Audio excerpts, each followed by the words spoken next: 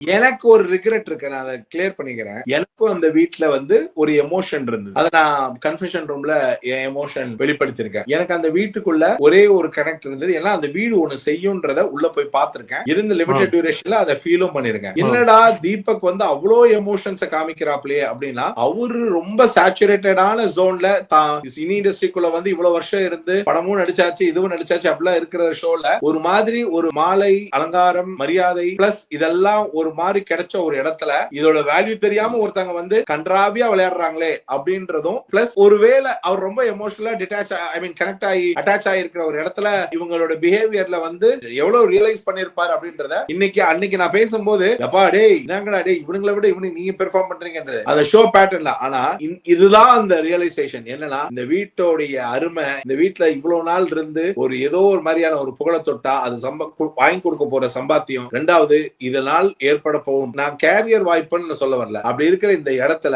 இவ்வளவு கன்றாவியான ஒரு எக்ஸாம்பிளா இருக்க கூடவே கூடாதுன்றதுக்கு ஒரு எக்ஸாம்பிள் செட் பண்ண ஒரு இனி வரும் சீசன்கள்ல இருக்கிற எல்லாருக்கும் ஒருவேளை இந்த மாதிரி கேம் விளையாடுறது தப்பா கூட இன்ஃபுளுன்ஸ் ஆயிடக்கூடாது. 1% கூட தப்பா கூட இன்ஃபுளுன்ஸ் ஆயிடக்கூடாது. அப்படின்னா எக்ஸிட் சும்மா ஃபயர் மாதிரி இருக்கணும். அந்த ஃபயர் உங்க கையில தான் இருக்கு விஜய் சேதுபதி சார். நான் மறுபடியும் சொல்றேன், the show is not about how that show is getting engaged by a one or two single people. 1-2 people ஷோவை ரூல் பண்ற அளவுக்கு ஷோவை கொண்டு போற அந்த பேட்டர்ன் எண்டு வரைக்கும் தேவைப்படுதுன்னு வச்சுக்கிறத விட இதுக்கு மேல இவங்க இந்த ஷோக்கு தேவையில்லை, இந்த சொசைட்டிக்கே தேவையில்லாத அளவுக்கு ஒரு பங்கமா இது ஒரு கேம் ஷோ தான். ஒரு லெவலுக்கு அத்துமீறலாம், அத்துமீறதே ஒரு லெவலா வச்சிருக்கிறவங்களுக்கு இந்த ஷோ தூக்கி போட்டுருன்றது இனி வரும் இப்படி எல்லாம் பண்ண நம்ம ஒவ்வொரு வாரமும் ஆடலான்றத நேரம் அடுத்தவன் இந்த கேமோடைய இன்னொரு ஐடியாலஜியா எடுத்துடவே கூடாது. கமருதீனை பொறுத்த வரைக்கும் உண்மையிலே பிராண்ட் பண்ணி அனுப்புங்க. ஏன்னா அவனுக்கு பிராண்ட்னா என்னன்னு புரியல. அந்த மாதிரி ஒரு வாய்ப்பு தான் இது. இந்த பிக் பாஸ்ன்ற பிராண்ட் தான். எனக்கெல்லாம் கமருதீன் யாருன்னே தெரியாது. பிக் பாஸ் கமருதீன் அப்படின்ற பேரோட தான் போகல.